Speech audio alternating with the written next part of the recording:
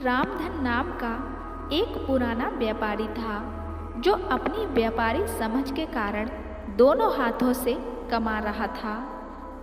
उसको कोई भी टक्कर नहीं दे सकता था। वो दूर दूर से अनाज लेकर उसे शहर में बेचता था। उसे बहुत सा लाभ होता था। वो अपनी इस कामयाबी से बहुत खुश था।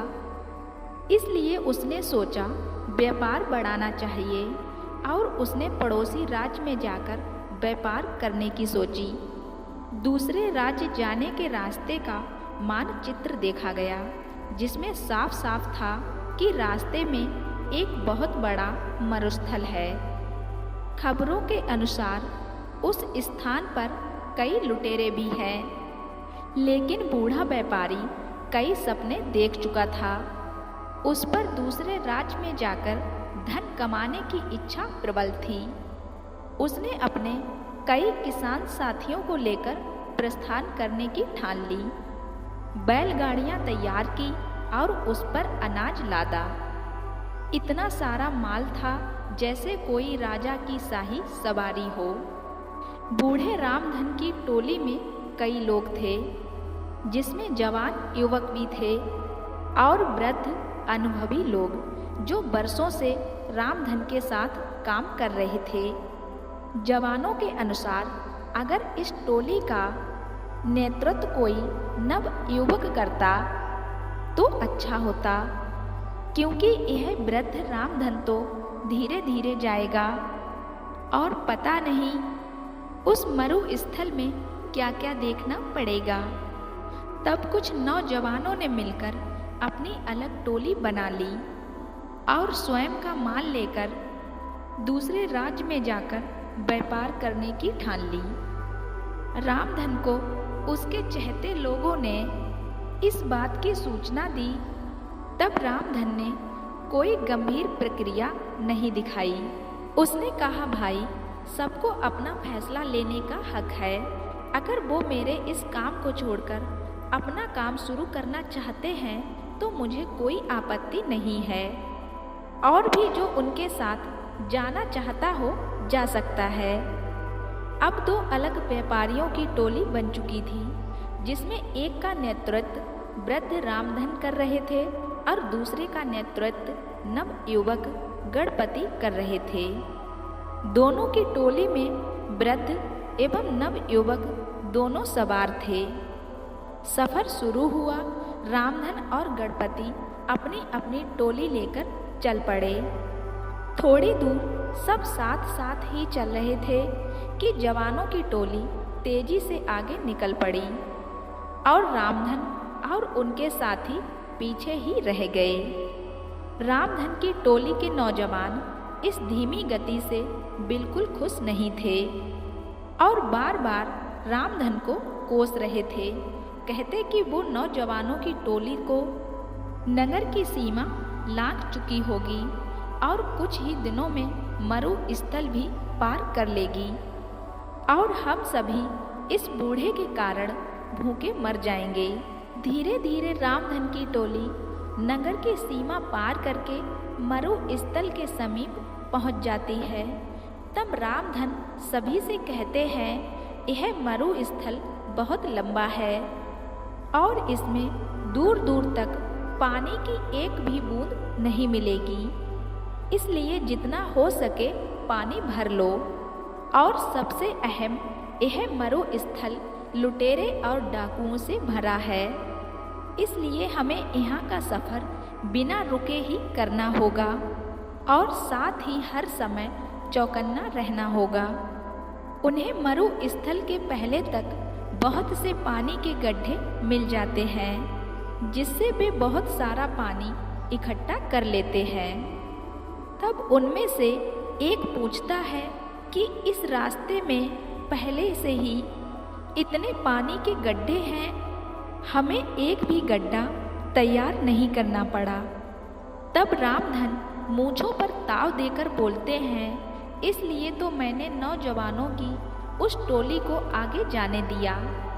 यह सभी गड्ढे उन लोगों ने खुद के लिए तैयार किए होंगे, जिसका लाभ हम सभी को मिल रहा है।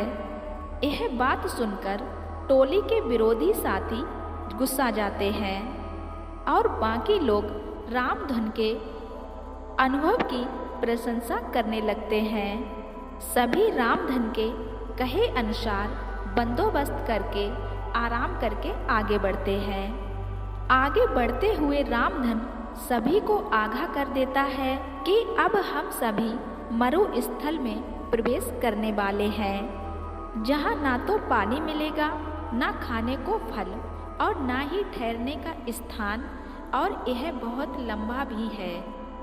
हमें कई दिन भी लग सकते हैं। सभी रामधन की बात में हामी मिलाते हुए उसके पीछे चलते रहते हैं। अब वे सभी मरुस्थल में प्रवेश कर चुके थे, जहाँ बहुत ज़्यादा गर्मी थी, जैसे अलाव लिए चल रहे हो। आगे चलते चलते उन्हें सामने से कुछ लोग आते दिखाई देते हैं। वे सभी रामधन को प्रणाम करते हैं और उनका हालचाल पूछते हैं। उनमें से एक कहता है, आप सभी व्यापारी लगते हो, काफ़ी दूर से चले आ रहे हो। अगर कोई सेवा का अवसर देंगे तो हम भी आपकी सेवा के लिए तैयार हैं। उसकी बातें सुनकर रामधन हाथ जोड़कर कह देता है कि भाई, हम सभी भले चंगे हैं। तुम्हारा धन्यवाद जो तुम सभी ने इतना सोचा मेरे लिए। और वे अपने साथियों को लेकर आगे बढ़ जाते हैं। आगे बढ़ते ही टोली के कुछ नव युवक फिर से रामधन को कोसने लगते हैं कि जब वे लोग हमारी सहायता कर रहे हैं तो इस वृद्ध रामधन को क्या परेशानी है। कुछ दूर चलने के बाद फिर से कुछ लोग सामने से आते दिखाई देते हैं, जिनके वस्त्र गीले थे, और वे रामधन और उसके साथियों को कहते हैं कि आप सभी राहगीर लगते हो और इस मरुस्थल के सफ़र से थके लग रहे हो। अगर आप चाहो तो हम आपको पास के एक जंगल में ले चलते हैं, जहाँ पानी और खाने को फल हैं। साथ ही अभी वहाँ पर तेज बारिश भी हो रही है। उसी में हम सभी लोग भीग गए थे। अगर आप सभी चाहो तो अपना सारा पानी फेंक कर जंगल से नया पानी भर लें और पेट भर खाकर आराम कर लें। लेकिन रामधन साफ साफ ना बोलकर अपने साथियों से जल्दी चलने को कह देते हैं। अब टोली के कई नौजवानों को रामधन पर बहुत गुस्सा आता है और वे उसके समीप आकर अपना सारा गुस्सा निकाल लेते हैं और पूछते हैं कि क्यों उन्हें उन भले लोगों की बात नहीं सुन रहे हैं और क्यों हम सभी पर जुल्म कर रहे हैं। तब रामधन मुस्कुराते हुए कहते हैं कि वे सभी लुटेरे हैं और हमसे अपना पानी फिकवाकर हमें निस्सहाय करके लूट लेना चाहते हैं और हमें यहीं मरुस्थल में छोड़ देना चाहते हैं। तब वह नवयुवक गुस्से में दांत पीसते हुए कहते हैं कि सेठ जी, तुम्हें ऐसा क्यों लगता है। तब रामधन कहते हैं कि तुम खुद देखो इस मरुस्थल में कितनी गर्मी है। क्या यहाँ कोई आसपास जंगल भी हो सकता है क्या। यहाँ की ज़मीन इतनी सूखी है कि दूर दूर तक बारिश न होने का कोई संकेत देती है।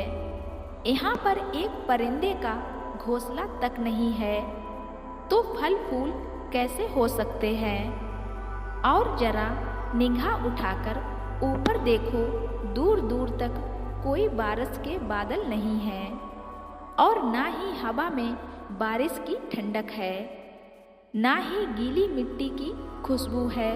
तो कैसे उन लोगों की बातों पर यकीन किया जा सकता है। मेरी बात मानो, कुछ भी हो जाए अपना पानी मत फेंकना और ना ही कहीं भी रुकना। कुछ देर आगे चलने के बाद उन्हें रास्ते में कई नरकंकाल और टूटी फूटी बैलगाड़ी मिलती है। वे सभी कंकाल गणपति की टोली के लोगों के थे। उनमें से एक भी नहीं बचा था। उनकी ऐसी दशा देख सभी रोने लगते हैं, क्योंकि वे सभी उन्हीं के साथी थे। तब रामधन कहते हैं कि जरूर इन लोगों ने तुम्हारे जैसे ही इन लुटेरों को अपना साथी समझा होगा, और इसका परिणाम यह हुआ। आज उन्हें अपने जीवन से हाथ धोना पड़ा। रामधन सभी को ढाढ़स बंधाते हुए कहते हैं, हम सभी को भी यहाँ से जल्दी निकलना होगा, क्योंकि वे सभी लुटेरे अभी भी हमारे पीछे हैं। प्रार्थना करो कि हम सभी सही सलामत यहाँ से निकल जाएं। तो कहते हैं ना, अनुभव होना बहुत ही जरूरी है कि जब अनुभव की कंघी काम आती है, जब सर पर कोई बाल नहीं बचता, अर्थात अनुभव उम्र बीतने और जीवन जीने के बाद ही मिलता है। अनुभव कभी भी पूर्वजों की जागीर में नहीं मिलता है। जैसे इस कहानी में नौजवानों में जोश तो बहुत था, लेकिन अनुभव नहीं था, जो कि रामधन के पास था, जिसका उसने सही समय पर इस्तेमाल किया और विपत्ति से सभी को निकाल कर ले गया। शिक्षा यही है कि किसी काम को करने के लिए जोश के साथ अनुभव होना भी बहुत ज़रूरी है। दोस्तों, यह प्रेरणादायक कहानी आपको अच्छी लगी हो तो वीडियो को लाइक शेयर ज़रूर कर देना, और अगर आप मेरे चैनल पर नए हैं तो प्लीज़ मेरे चैनल को भी सब्सक्राइब ज़रूर कर लेना। साथ ही बेल आइकन को प्रेस करके ऑल पे क्लिक कर देना, जो ऐसी ही खूबसूरत कहानी आपको सबसे पहले मिल जाए।